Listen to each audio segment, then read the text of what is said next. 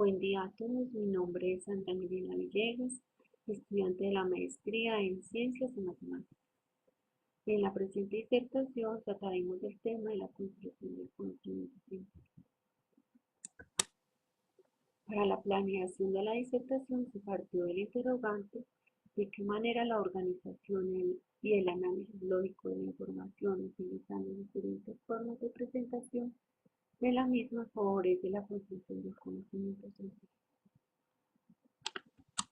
Para ello tenemos que el lenguaje es el principio de todo conocimiento y al estar íntimamente ligado al ser humano y estar inmerso en varios aspectos de nuestra vida diaria, se ha comprobado que el lenguaje ha transformado la conciencia humana, permitiendo el desarrollo de nuevas formas de pensamiento y la adquisición de conocimiento. Para acercarnos una idea de las definiciones por las que ha pasado desde tiempos remotos el lenguaje, citaremos a continuación algunas de ellas. En 1924 se definió el lenguaje como un hábito manipulatorio, la cual es una definición muy primitiva y carente de sentido práctico. En 1957 se expone que el lenguaje es un conjunto infinito de oraciones. En 1977 se expone que el lenguaje es un sistema de códigos en los cuales se designan los objetos del mundo exterior, sus acciones, cualidades y relaciones entre los mismos. Igualmente, en 1977 se define el lenguaje como la instancia o facultad que se invoca para explicar que todos los hombres hablan entre sí. En 1981 indican que el lenguaje es un sistema de comunicación biológico que se especializa en la transformación de información significativa. El lenguaje es un método exclusivamente humano y no instintivo de comunicar ideas, emociones y deseos por medio de un sistema de símbolos producidos de manera deliberada. De esta definición se desprende que el lenguaje como medio de comunicación humano frente a los medios de comunicación animal o de cualquier otro tipo reúne estas propiedades: ser un fenómeno exclusivamente humano, servirse de la voz como vehículo de transmisión, no ser instintivo, utilizar un sistema de signos y estar articulado a partir de determinadas unidades mínimas. De lo anterior podemos destacar que el ser humano se comunica de varias formas y además posibilita la existencia y el análisis de fenómenos lingüísticos que solo pueden ser explicados como propios de un texto. Según la teoría sociocultural del lenguaje de Vygotsky, señala que el lenguaje permite la codificación y decodificación de significados. Además, puede considerarse como una herramienta de reconstrucción del pensamiento. Además, advierte que hay una relación estrecha entre la dialéctica y el desarrollo de los procesos cognitivos del ser desde las perspectivas socioculturales adquiridas desde su niñez. En esta fase, el individuo desarrolla aquellos mecanismos mentales que le permiten entender y relacionarse en el ambiente social y cultural. Según los postulados de Vygotsky, para que la interacción ambiente-individuo se produzca es necesario un proceso de mediación a través de instrumentos de comunicación como la lengua, los símbolos y otras expresiones comunicativas. Conocimiento matemático. El conocimiento es activamente construido por el sujeto, quien en un proceso adaptativo e interactivo con el medio ambiente organiza su mundo de experiencias. Dicha concepción no solo se refiere a la adquisición del lenguaje matemático, sino también al desarrollo de habilidades lingüísticas, lo que significa que desde una perspectiva psicolingüística, el sujeto de estudio no es el discurso mismo, sino el resultado de la actividad conceptual de un contexto dado. Garnet nos precisa además que no nacemos simplemente equipados genéticamente con información del mundo, sino que somos sujetos capaces para aprender. El conocimiento tiene unas jerarquías, teniendo como jerarquía mayor el metaconocimiento, entendida como el conocimiento acerca del conocimiento y la experiencia. Seguidamente está el conocimiento, concebida como información especializada que no se usa. Seguidamente tenemos la información definida como datos procesados que resultan del interés y de los datos, definidos como elementos de interés potencial y finalmente el ruido dado por los elementos de poco interés y que ocultan datos.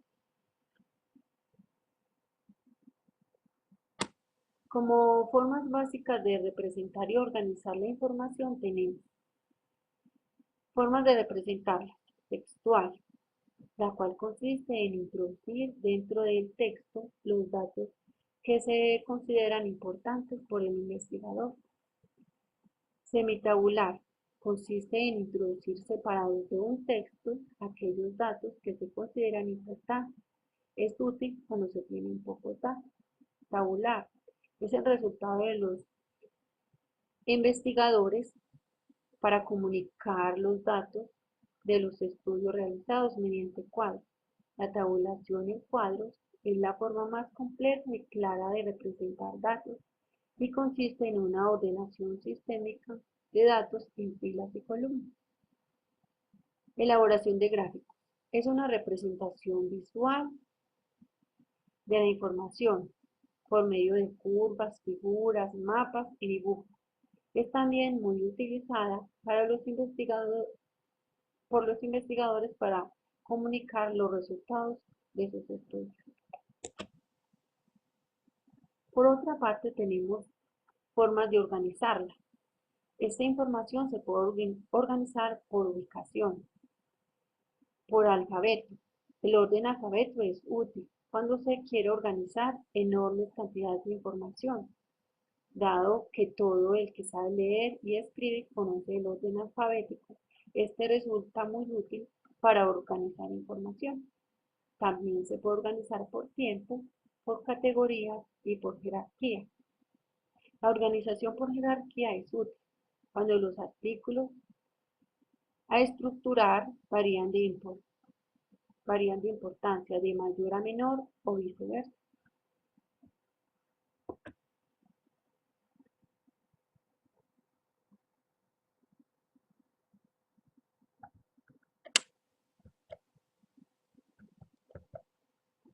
Existen dos tipos de representación del conocimiento.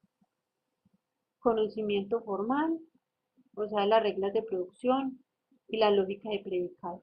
Y segundo, tenemos la no formal, que son las redes semánticas, frames, script y dependencia del conocimiento. Taxonomía de Bloom.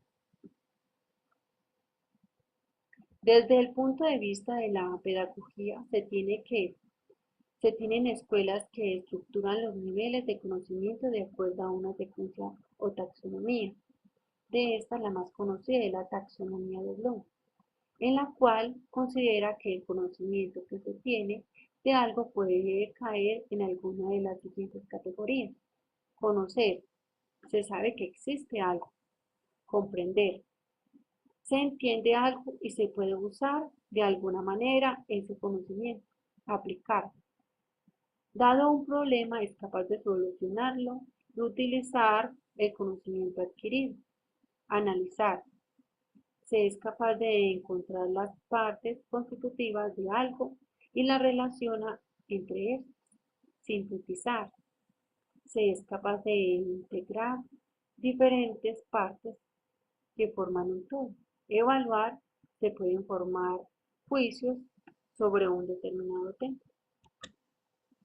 Finalmente, los mapas conceptuales son un instrumento de organización y representación de los conocimientos, sencillos y prácticos, que permiten transmitir con claridad mensajes, conceptos complejos y facilitar tanto el aprendizaje como la enseñanza, en donde, como vemos en la gráfica, se presenta el conocimiento organizado, analizado y estructurado mediante unidades semánticas y a la vez presenta una información jerarquizada. Dicha representación nos simplifica de una manera muy básica cómo llegamos a un conocimiento significativo que con la práctica y dominio nos encaminan al conocimiento científico. Conclusión. El conocimiento, el concepto de conocimiento se ha atacado desde múltiples enfoques y es conveniente tomarlos en cuenta ya que dependen del nivel de conocimiento que se maneja, ya que dependiendo del nivel de conocimiento que se maneja, existen uno u otros mecanismos para representarlo. El conocimiento científico es aquella verdad descubierta a través del proceso de investigación, basado en todas aquellas evidencias que nos llevan a indagar en la realidad para obtener una verdad con certeza. El razonamiento científico es el único tipo de pensamiento que no es espontáneo al ser humano, ya que constituye el único sistema simbólico capaz de generar un conocimiento objetivo, certero sobre los fenómenos del universo. El conocimiento científico es el único medio disponible para conocer el mundo real, objeto de investigación, tal como objetivamente existe y opera. De ahí que su utilidad no se limita al análisis de temas de investigación académica, sino que además deben emplearse también en situaciones de gran trascendencia. Hemos llegado al final. Muchas gracias. Espero les sirva para la construcción de su conocimiento.